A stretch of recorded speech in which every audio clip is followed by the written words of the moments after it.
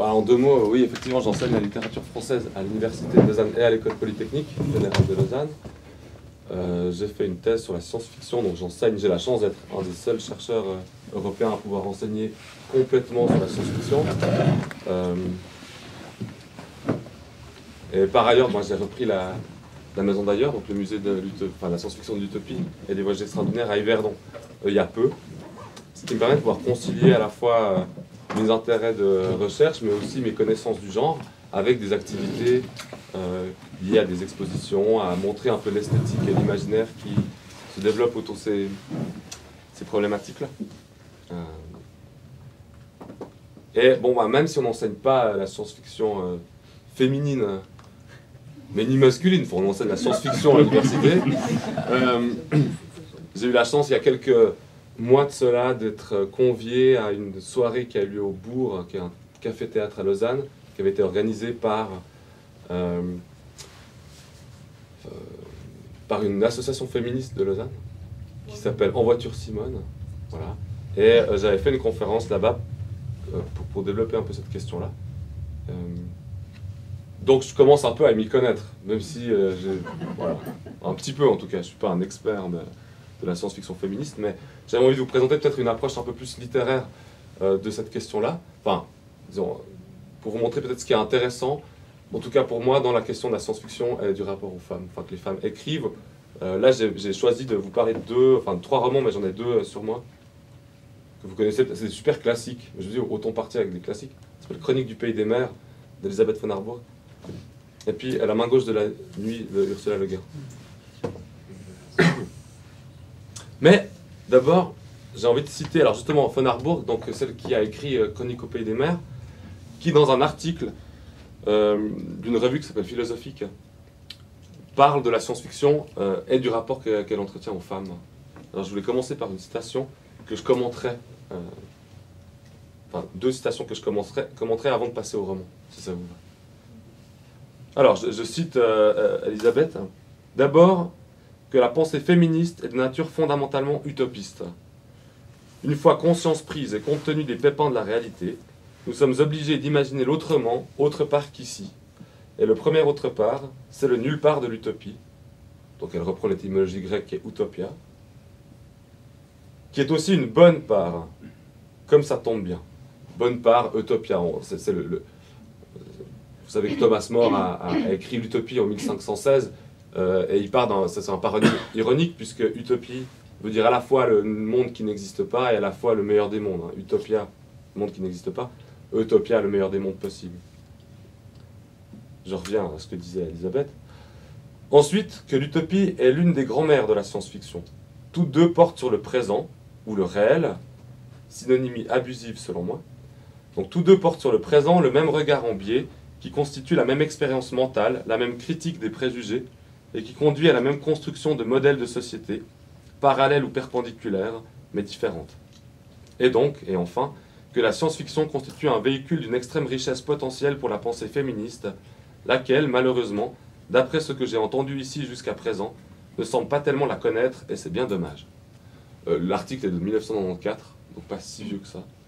Et ce qui m'a intéressé, c'est de partir de l'idée, et qui est peut-être le point de départ de ce que je voulais vous exposer aujourd'hui, puisque j'avais intitulé ma contribution « Créer des mondes », en fait, « Inventer des mondes ». C'est que la science-fiction, en tant que littérature ou d'esthétique, parce que ça peut être aussi le cinéma, mais là je vais me centrer sur la littérature qui se projette dans un monde alternatif, qui soit futuriste, passé, mais en général complètement alternatif, c'est non situé par rapport à notre propre réalité, permet de pouvoir inventer des modèles, ce que ne permettrait pas, ou en tout cas moins, les imaginaires réalistes par exemple, qui sont toujours un peu liés, partie prenante avec le présent. Il faut qu'il y ait quelque chose qui passe. Dans la science-fiction, on peut à la fois inventer des mondes, autre part, et donc ça permet de pouvoir inventer un nombre de modèles différents, une sorte d'expérimentation. Un écrivain français de science-fiction qui s'appelle Dantec, qui dit « La science-fiction, c'est un laboratoire anthropologique expérimental ». C'est la possibilité de pouvoir trouver un espace dans lequel on peut expérimenter quelque chose. Et donc, évidemment, vu que la pensée utopique, enfin la pensée féministe utopique pour Elisabeth von Harburg se doit d'expérimenter des modèles, alors la science-fiction est une bonne manière de le faire. mais elle a été assez peu préconisée. Il y a très peu de femmes qui écrivent de la science-fiction, ou plutôt c'est un genre qui reste majoritairement masculin, mais pour des raisons qui, à mon avis, sont aussi beaucoup liées à la diffusion du genre dans les années 50, par exemple, aux États-Unis, et plus tard en France. Donc voilà, premier point qui me paraissait important à soulever, c'est pourquoi on parle de science-fiction et de féminisme, parce que c'est un bon espace d'expérimentation. Et ça permet de pouvoir s'affranchir des obligations qui sont liées au récit réaliste. Deuxième citation. La science-fiction permet de faire jouer divers personnages dans divers modèles de société, afin d'éclairer et critiquer, et non fuir et ignorer, les situations actuelles.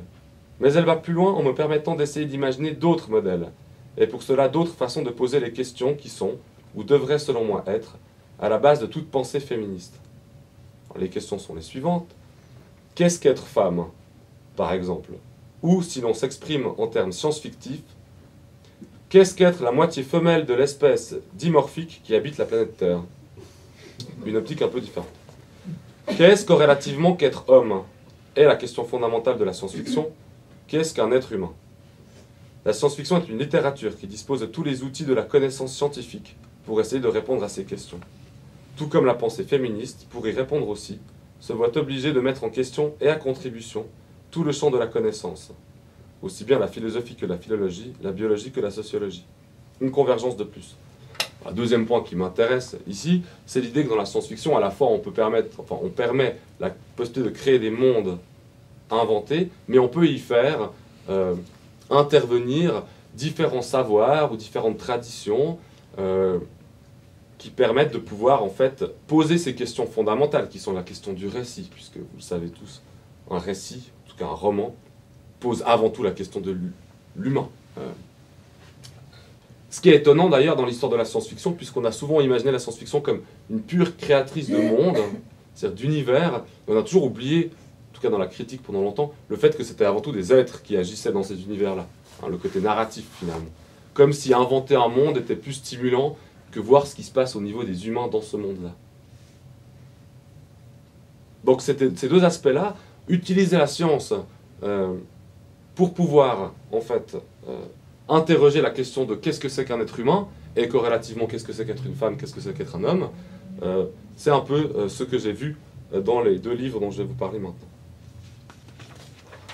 Donc Elisabeth von Harburg dit qu'elle met en place des personnages dans un monde inventé pour expérimenter comment ces personnages se rapportent à ce monde et puis quel rapport peut exister entre les personnages eux-mêmes.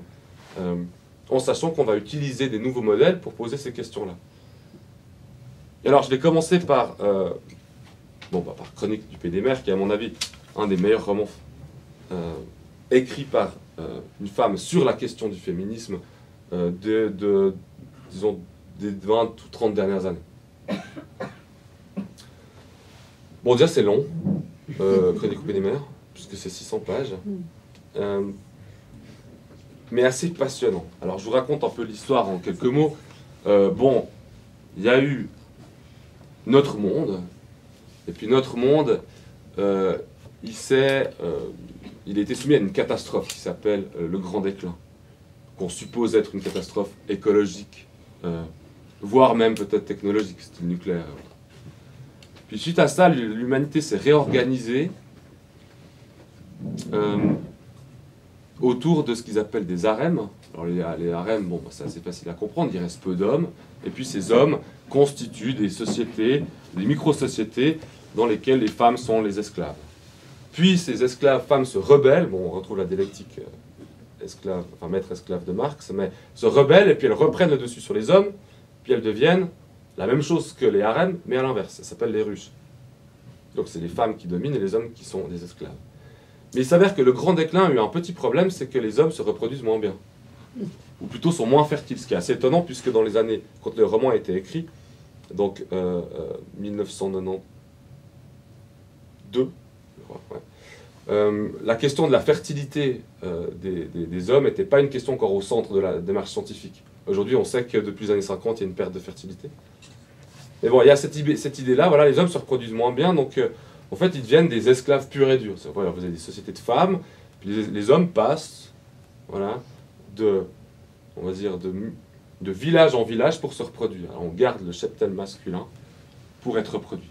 Et Chroniques du Pays des Mers parle d'une femme qui s'appelle Lisbeth, et cette femme-là, qu'on voit grandir depuis enfant jusqu'à adulte, s'interroge sur ce monde-là.